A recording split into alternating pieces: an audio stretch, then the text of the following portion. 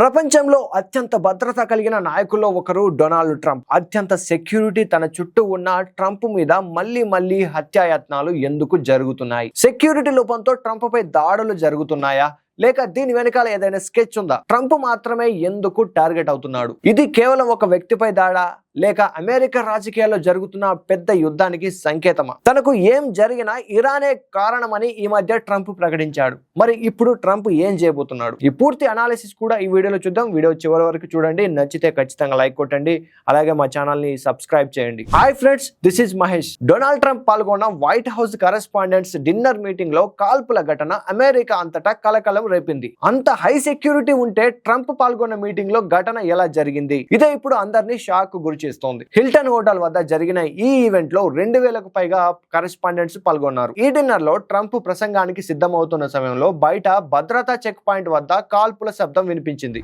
బిగ్గరగా శబ్దాలు వినిపించగానే secret service సిబ్బంది అప్రమత్తమయ్యారు. అందరు కిందికి వంగండి అని అరుస్తూ రక్షణ కవచంలా మారి ట్రంప్ ను ఆ వేదిక నుంచి చాలా సెక్యూర్ గా పక్కకు తీసుకెళ్లారు. ట్రంప్ ప్రధాన సలహాదారు స్టీఫెన్ మిల్లర్ కూడా అక్కడ నుంచి క్షేమంగా బయటకు తీసుకురావడం కనిపిస్తుంది విజువల్స్ లలో. తుపాకీ శబ్దాలతో వేదిక వద్ద ఉన్న అతిథులు భయంతో టేబుల్ కింద దాక్కున్నారు. కానీ అధ్యక్షుడు వెళ్ళిపోయిన తర్వాత కూడా వారందరూ అక్కడే లోపల ఉండిపోవాల్సి వచ్చింది. ఒకేసారి గందరగోళం వాతావరణం నెలకొనడంతో వారందరినీ కూడా తరలించడం వీలు కాలేదు. ఇక నిందితుడిని కాలిఫోర్నియాకు చెందిన కోల్ థామస్ అలెన్ గా గుర్తించారు అమెరికా అధికారులు. కాలిఫోర్నియాలోని టోరెన్స్ కి చెందిన 31 ఏళ్ల కోల్ థామస్ అలెన్ ఇప్పుడు అమెరికాలో పెను సంచలనంగా మారాడు. అలెన్ లాస్ ఏంజల్స్ నుంచి చికాగోకు ప్రయాణించి తర్వాత వాషింగ్టన్ డీసీకి రైలులో చేరుకుని ఉండొచ్చని ఇన్వెస్టిగేటర్లు భావిస్తున్నారు. ఇదంతా ప్రమాదానికి ముందు. అలెన్ లింక్డ్ఇన్ ప్రొఫైల్ ప్రకారం నిందితుడు 2017లో కాలిఫోర్నియాలోని ఇన్స్టిట్యూట్ ఆఫ్ టెక్నాలజీ నుంచి మెకానికల్ ఇంజనీరింగ్ లో బ్యాచిలర్స్ డిగ్రీ పొందాడు. 2025 California state university Dominguez hills computer science లో మాస్టర్స్ డిగ్రీ పూర్తి చేశారు.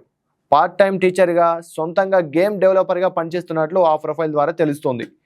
నిందితుడు ఈ కార్యక్రమం జరుగుతున్న హోటల్లోనే అతిథిగా ఉన్నాడని Washington DC police chief Jeffrey W Carroll అంటున్నాడు. నిందితుడు అలెన్ బుల్లెట్ ప్రూఫ్ వెస్ట్ ధరించి ఆయుధాలతో భద్రతా వలయాన్ని ఛేదించేందుకు ప్రయత్నించాడట. అడ్డుకోగానే కాల్పులకు తెగబడ్డాడు. ఎదురు కాల్పుల్లో ఒక సీక్రెట్ సర్వీస్ అధికారి గాయపడ్డాడు. అయితే ఆ అధికారి బుల్లెట్ ప్రూఫ్ జాకెట్ ధరించడం వల్ల ప్రాణాపాయం తప్పింది. అధికారులు వెంటనే నిందితుడిని అదుపులోకి తీసుకున్నారు. కొద్దిసేపటికే భద్రతా బలగాలు పరిస్థితిని అదుపులోకి తీసుకొచ్చి అందరినీ సురక్షితంగా బయటకు పంపించాయి. ఘటన అనంతరం ట్రంప్ మాట్లాడుతూ సీక్రెట్ సర్వీస్ అధికారులను హీరోలుగా అభివర్ణించారు. ఎందుకంటే అంత ఫ్రాక్షన్ ఆఫ్ సెకండ్స్ లో రియాక్ట్ అయ్యి వారందరినీ ముఖ్యంగా ట్రంప్ ని రక్షించారు కాబట్టి ఇలాంటి కమెంట్స్ చేస్తుంటారు ట్రంప్. ఇక దర్యాప్తులో భాగంగా అలెన్ బస చేసిన గదిని ప్రస్తుతం పోలీసులు తమ ఆధీనంలోకి తీసుకున్నారు. హింసాత్మక నేరానికి పాల్పడడం, తుపాకీ వినియోగించడం వంటి పలు అభియోగాలను అలెన్ పై నమోదు చేసే అవకాశం ఉంది. ఇప్పుడు కస్టడీలో ఉన్న అలెన్ ను చాలా వికృత మనస్తత్వం కలవడని ట్రంప్ చెబుతున్నాడు. అతని వద్ద రకరకాల గన్నులు, కత్తులు ఉన్నాయి. నిందితుని వద్ద ఒకటి కంటే ఎక్కువ ఆయుధాలు ఉన్నాయని మెట్రోపాలిస్ డిపార్ట్మెంట్ చీఫ్ జెఫ్రీ తెలిపారు. ఇక నిందితుడికి ఎలాంటి గాయాలు కాలేదని స్పష్టం చేశారు అమెరికా అధికారులు. అతడొక్కడే ఈ దాడికి పాల్పడినట్లుగా కనిపిస్తుందని అభిప్రాయపడ్డారు. ఇక ట్రంప్ మీదనే ఎందుకు దాడులు జరుగుతున్నాయి? ట్రంప్ ఒక దేశ అధ్యక్షుడు మాత్రమే కాదు, అతను అమెరికాలో అత్యంత వివాదాస్పద నాయకుడు కూడా. అతని మాటలు, నిర్ణయాలు దేశాన్ని 2 భాగాలుగా విడగొట్టాయి. అంటే ఇక్కడ అమెరికా ప్రజలు 2 వర్గాలుగా విడిపోయారని చెప్పవచ్చు. అందులో మొదటిగా ట్రంప్ సపోర్టర్స్ అంటే ఇక్కడ ఫార్ రైట్ సపోర్టర్స్ అందరూ. ఈ ఫార్ రైట్ సపోర్టర్స్ అందరూ కూడా ట్రంప్ దేశాన్ని కాపాడుతున్న నాయకుడిగా కీర్తిస్తారు. ట్రంప్ కి ఎప్పుడూ మద్దతుగా నిలుస్తారు. ట్రంప్ ఏం చేసినా, ఏ దేశం మీద యుద్ధం చేసినా వీళ్ళు దాన్ని సరైనదిగానే భావిస్తారు, సపోర్ట్ చేస్తారు. ఇక అపోనెంట్స్ అంటే లెఫ్ట్ వింగ్, వీరందరూ కూడా ట్రంప్ ని డెమోక్రసీకి ముప్పుగా భావిస్తుంటారు. 2020 ఎలక్షన్ తర్వాత పరిస్థితి మరింత హీట్ అయ్యింది. 2021 యుఎస్ క్యాపిటల్ అటాక్ తర్వాత ట్రంప్ పేరు చుట్టూ భారీ వివాదం నెలకొంది. అతనిపై కేసులు, court trials, media versus Trump గా మారిపోయింది. అప్పుడు పొలిటికల్ వారు ఫుల్ లెవెల్ కి వెళ్ళిపోయింది. ఈ అంతా కలిపి ట్రంప్ ని హై రిస్క్ టార్గెట్ గా మార్చింది. ట్రంప్ పై దాడులు లేదా టార్గెటింగ్ అనేది అమెరికా రాజకీయాల్లో చాలా అసాధారణమైన, తీవ్రమైన అంశంగా మారింది. ఇప్పుడు చరిత్రలో ఇంతకుముందు ఎవరికి జరగని విధంగా ఆయనపై పదే ఇలాంటి పరిస్థితులు ఎదుర్కోవడం, అంటే అభిశంసనలు, క్రిమినల్ కేసులు, హత్యాయత్నాలు ఎదురవడం వెనుక చాలా క్లిష్టమైన కారణాలు ఉన్నాయి. ట్రంప్ ని ఎందుకు టార్గెట్ చేస్తున్నారు అనే దానికి ప్రధాన కారణాలు కూడా ఉన్నాయి.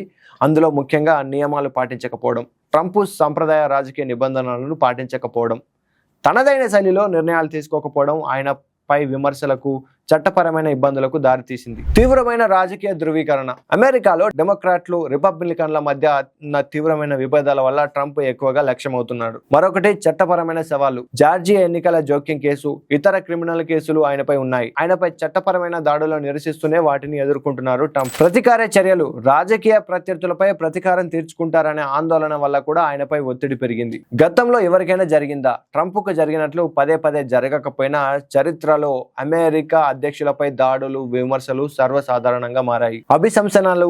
ఆండ్రూ జాన్సన్, బిల్ క్లింటన్ వంటి అధ్యక్షులు కూడా ఈ అభిశంసనను ఎదుర్కొన్నారు. కానీ ట్రంప్ 2 సార్లు ఎదుర్కొన్నాడు. ఇక హత్యాయత్నాల విషయానికి వస్తే Abraham Lincoln, John F Kennedy, Ronald Reagan వంటి అధ్యక్షులపై హత్యాయత్నాలు జరిగాయి. వాటిలో కొందరు ప్రాణాలు కోల్పోయారు. అయితే ట్రంప్ తనపై జరుగుతున్న దాడులను రాజకీయ కుట్రగా భావిస్తున్నారు ట్రంప్ సపోర్టర్స్.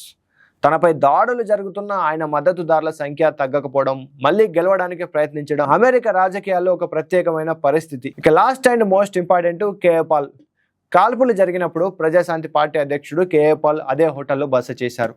కాల్పుల ఘటనపై పాల్ స్పందిస్తూ తాను ఎప్పుడు అమెరికా వచ్చినా ఇదే హోటల్లో ఉంటానని చెప్పారు. తన జీవితంలో ఎప్పుడు కూడా ఇలాంటి పరిస్థితి చూడలేదన్నారు. యుద్ధాల వల్లే ఈ పరిస్థితి తలెత్తిందని పేర్కొన్నారు కేఏ పాల్. అమెరికా అధ్యక్షుడికే రక్షణ లేకపోతే సామాన్యుల పరిస్థితి ఏంటన్నారు. యుద్ధం ముగించి శాంతి కోసం పాటుపడాలని కేఏ పాల్ పిలుపునిచ్చారు. ఇక ఏప్రిల్ 2026 నాటి పరిణామాల ప్రకారం తనపై జరిగిన దాడులు, బెదిరింపులకు ఇరాన్ కారణమని, ఆ దేశంలో అస్థిరతకు ఇరాన్ బాధ్యత వహించాలని డొనాల్డ్ ట్రంప్ తీవ్రంగా హెచ్చరించారు.